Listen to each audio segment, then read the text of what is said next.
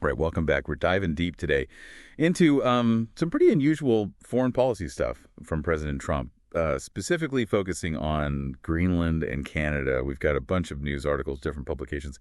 Let me tell you, these aren't your typical diplomatic, maneuvers. We're talking about some pronouncements that could really shake things up on the international stage. Yeah, it's definitely interesting. Seems like we're seeing a clash between Trump style, and the established norms of global diplomacy. The question is, are these just like impulsive statements, or is there some kind of calculated strategy here? I mean, the potential fallout, like on a global scale, it's pretty big. Okay, let's start with Greenland. Trump said multiple times he wants to acquire it. He's gone beyond just hinting at it. He's actually said outright that he believes the U.S. will get it eventually. He says it's crucial for freedom of the world, protecting the free world, positioning the U.S. as like the sole guarantor of global security. And it's not just about abstract ideals either, right? He's talking about Greenland's strategic importance and its valuable resources, specifically deposits of rare earth minerals and uranium, which raises a pretty important question. Is this about, securing access to those resources, especially given the increasing global competition for them? Right. And then there's the whole Denmark thing. Apparently, Trump's phone call with the Danish Prime Minister, Mette Frederiksen, well, it was pretty tense. He reportedly came across as, like, aggressive, even threatening tariffs if Denmark didn't, play ball. And Denmark's response, they've completely rejected the idea of selling Greenland. They've made it very clear Greenland is not just some commodity to be bought and sold. And there's also some historical precedent here. Back in 1917, President Woodrow Wilson assured Denmark that Greenland would forever be Danish.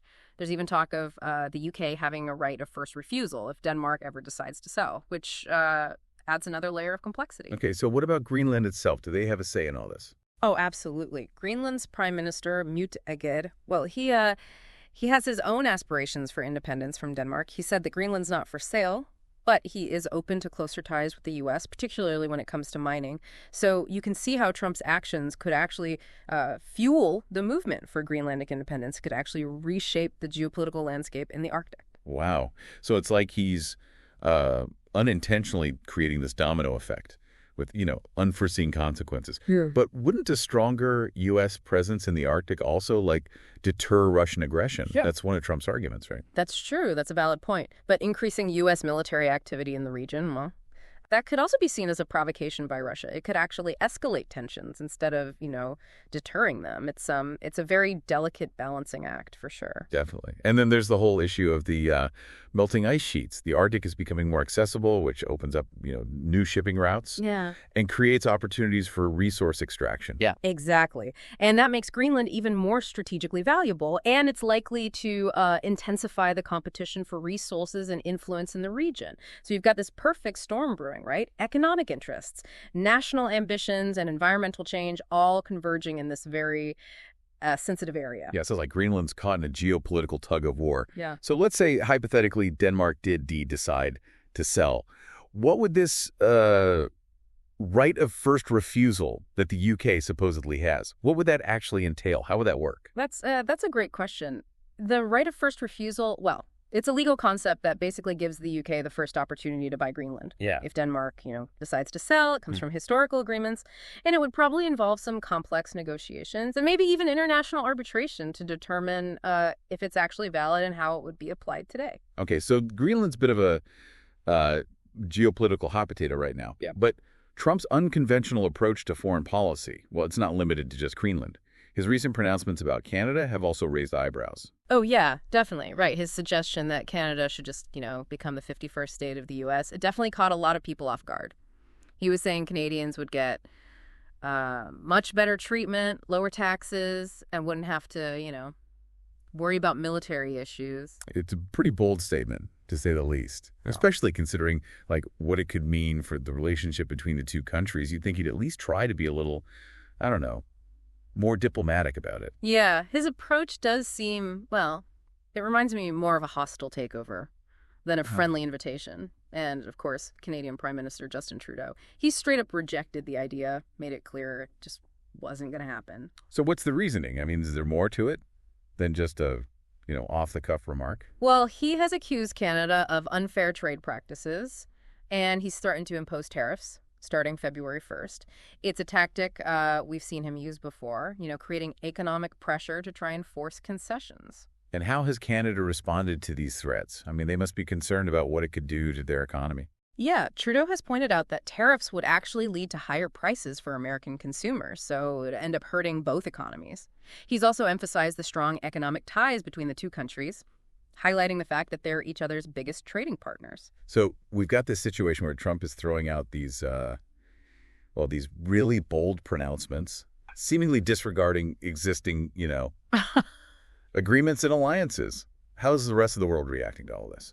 There's definitely a feeling of unease among European officials. They've described it as a cold shower, a sense of alarm, because they see it as a disregard for international norms. And they're worried about a potential trade war. They're really struggling to understand what Trump's true intentions are. And they're worried about being, sidelined or becoming pawns in a game they don't fully understand. It almost feels like he's intentionally trying to, disrupt the existing world order. Yeah, I mean, his actions do seem to be pushing us toward a more multipolar world where power is more diffuse and alliances are less stable, which is very different from the current system, right? Which is often described as, unipolar, with the U.S. as the dominant power. And by, challenging traditional alliances and acting unilaterally, well, Trump may actually be accelerating this shift, even if he doesn't mean to. Wow, that's a pretty significant implication. It's like he's setting the stage for a new global landscape without even realizing it. But wouldn't that also create more opportunities, for other countries to, assert themselves on the world stage? Absolutely, yeah. Countries like China and Russia, well, they might see this as a chance to expand their influence and challenge U.S. dominance. It could also lead to new alliances and partnerships forming as countries try to navigate this evolving, geopolitical landscape. So it's not just about Greenland or Canada. It's about a potential shift in the global balance of power, with, far-reaching consequences. But what does this all mean for the average person? How could these geopolitical shifts actually impact, everyday life? That's a really important question. I mean, these events might seem distant and abstract, but they can have very real impacts on our lives. Like, the threat of trade wars could lead to higher prices for, goods and services. And the potential for increased military activity, well, that could raise concerns about global security and stability. And of course, there's the competition for resources in the Arctic, which has a direct impact on climate change, which of course will affect us all. It sounds like we're entering, uncharted territory. The old rules don't apply anymore, and the new ones haven't been written yet. It's a bit overwhelming, to be honest. I mean, where do we even begin to make sense of all this? It's definitely a complex situation, and it's changing rapidly. But I think it's important to focus on, understanding the underlying dynamics. Like, for example, the rivalry between the U.S. and China. It's a major factor shaping the global landscape. And this competition is happening on multiple fronts, right? From trade and technology to military and geopolitical influence. And then there's the whole issue of nationalism. We're seeing a rise in nationalist sentiment around the world, which is contributing to a more fragmented and less cooperative, international system. Okay, so we have these competing interests and historical baggage, and these unpredictable personalities all kind of colliding on the world stage. But amidst all this chaos, there's Greenland, this icy frontier that suddenly, thrust into the global spotlight. It really does feel like Greenland is, like a microcosm of all these major forces shaping the world today. It's easy to get lost in all the complexity of it. It's true. It can be overwhelming. But it's important to remember that these global events, they ultimately affect real people. Like in Greenland, for example, there's this growing debate about how to navigate this new geopolitical reality. Some people see closer ties with the U.S. as a chance for economic development, while others are worried about, losing their cultural identity and autonomy. Right. What about the environmental impact? The Arctic is warming at an alarming rate, and resource extraction could make the problem even worse. How are Greenlanders dealing with that tension between economic opportunity and, environmental sustainability? That's a big question, and there are no easy answers. Some people argue that responsible resource development could actually benefit Greenland. It could provide some much-needed revenue that they could invest in, education, healthcare, and infrastructure. Others believe that the risks to the Arctic ecosystem are just too great, and that they should prioritize, environmental protection above everything else. So it's like this really fascinating dynamic emerging, where this relatively small population is facing these like massive global forces, and their decisions could have, significant ripple effects. Yeah, it really highlights how foreign policy isn't just about abstract concepts or political maneuvering. It has very real consequences for real people.